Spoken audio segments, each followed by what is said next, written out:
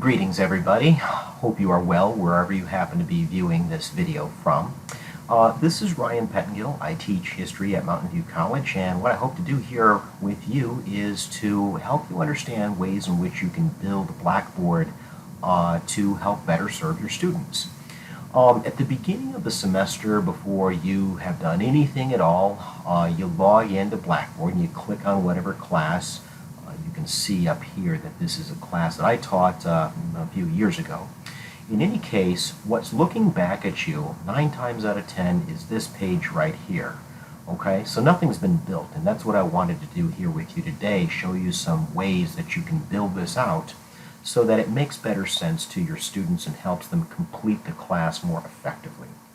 One of the things that's important to keep in mind when it comes to Blackboard is this is basically students' one-stop shop for organizing their class.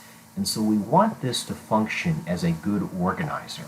So one thing that you can do is you can build things out over here. You see where my mouse is? Right? You can build things out over here that will allow them to click on those buttons and access whatever course information that they might need. Whether that is a document that you want them to take a look at for an assignment or whether it's their syllabus. Okay, let's go ahead and get started. The top left corner over here, you can see, I'm not gonna mouse over it. You'll see why in a minute. But there's this little button that looks almost like a plus sign. And what I want you to do is I want you to mouse over it now, right? So I'll do that, and as you can see, when I do that, this little box pops up, okay? And there's a few things that we can choose, but what I want you to choose, or what I'm going to choose, is this one right here, Content Area. What we're going to do is we're going to create a content area. And so in my classes, what I like to do is I usually start out with a button succinctly entitled Start Here. I put it all in caps because this is probably the most important button for my students in Blackboard. I don't know if you saw what I just did there, but I clicked that little box that says Available to Users, right? What that's doing is it's making sure that my students, even though the class hasn't technically started, they have the availability to go in there and see what's in there right now, right? Click Submit, and right there it is. It appears, okay? Now, I don't know if you noticed this, but it went to the bottom of the heap in terms of these little buttons. I don't like that. I think that that looks like it's buried there. It makes that link look unimportant, so I want to move it to the top. If you mouse over this little area right here, as I'm doing, you see that those little four-way arrows pop up. And what that's telling you is that you can drag that wherever you want it to go. You want it to go all the way to the top like I do, that's great, and you can. If maybe you didn't want it there, you wanted it to be the second one, you can drop it down there too. But I like to have mine up top because I told you this is the most important part of Blackboard for me, because typically it's where I go to upload my syllabus and that sort of thing. Okay? Let's create another one of these little buttons, but this time what we're going to do is we're going to create a course tool, right? So mouse over the plus sign, and instead of going to Content Area, we're going to go to Tool Link, okay? Tool Link. Now, one of the things that I make my students do throughout the semester is engage in an online conversation that I call discussions, right? So that's what I'm going to call this tool, okay? Now, it's important to understand that Blackboard doesn't know exactly what type of tool that you're trying to create. It just knows that you want to create a tool. So let's click our drop-down button here, right? Click that. And as you're going to see, there's all kinds of different ways that you can create tools, all kinds of different tools that you can create. For example, if you wanted a glossary, you could create one. I'll show you another tool that I'm going to create here in a minute. But for right now, click Discussion Board, right? Click on Discussion Board, okay? So this is the Discussions button of Blackboard, and that's where my students will know to go to engage each other. And I'm telling Blackboard that this is a discussion board, so it knows what kind of tool to create. Again, we make it available to our users, we click Submit, and again, right there it is. I like discussions to be up top too because it's another one of my really important buttons, okay? Let's do another really important tool go down to the tool link again. This time what we're going to do is we're going to create an announcement link or an announcement button. Okay. And again, it doesn't know that this is going to be a page where we communicate with our students, so we need to tell it that it is. Click the drop-down button, and right there's your announcements tool link. So now it knows that this is going to be a page that we will use to post important housekeeping bits of information.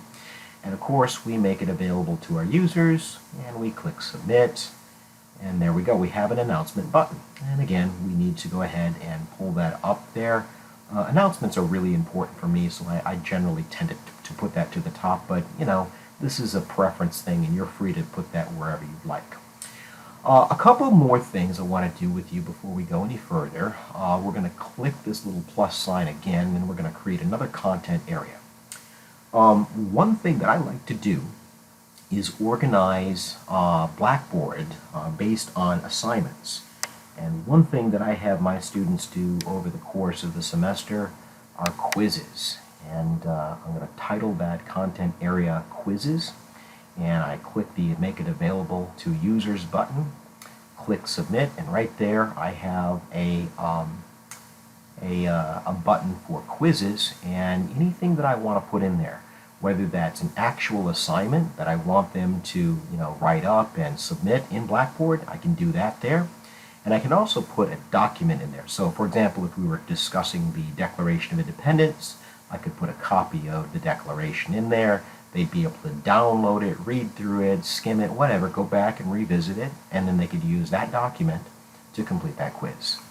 In another video, I'll show you how to create an assignment and how you can upload some documents in there. But for right now, that's pretty much what I wanted to go through with you. As we end, there's a few things that I wanted to note. You might be looking at these little boxes over here, right? What these little boxes, looks like they have a little dot in the inside or some dots in the inside. It's telling me that there's no content in that box, right? You've made it available to your student, but if the student were to click on it like I'm doing right here, he or she is not going to find anything. You can see that it's an empty box. It's just a courtesy from Blackboard letting you know, hey, there's this link available, but if the student were to go in, there's nothing available in there, okay? The last thing that I want to share with you is how you delete one of these things. Let's assume for a second that you made a mistake with Start Here, or maybe you clicked the wrong type of tool on announcements and you want to get rid of it, right? Nothing to be afraid of Blackboard for. It's very user-friendly and it's easy to correct a mistake. Look at this bottom button right here. It says Paper Assignments, okay? I want to get rid of that. So what I'm going to do is I'm going to drop this little arrow here, and as you can see, there's one for each one of these links. But we're going to go back to Paper Assignments, right? Click the drop-down arrow. And as you can see, you've got a couple different options. You can rename it. If you wanted to just rename it Papers, you could do that. You could hide it, so it's still there, but students don't see it, neither do you. But what we want to do is we want to delete it. So let's click on Delete. And as you can see, it says, are you sure you want to do that? Yeah, we're sure. Click on Delete Content. Are you sure you're sure it's got all this great stuff in there? Yeah, we're sure. We're going to go ahead and delete it, okay? And just give it a quick second here. And it's gone. Or there it goes. Now it's gone. As you can see, this class was taught a couple of years ago, and it brought back a few old announcements. So if my student were to click on the announcement button, that's what they would see in this particular semester. Okay? So I hope that this has been helpful, and you'll join me for another video when I show you how to add some actual content, whether that be documents, a syllabus, or even an assignment in our upcoming video lecture.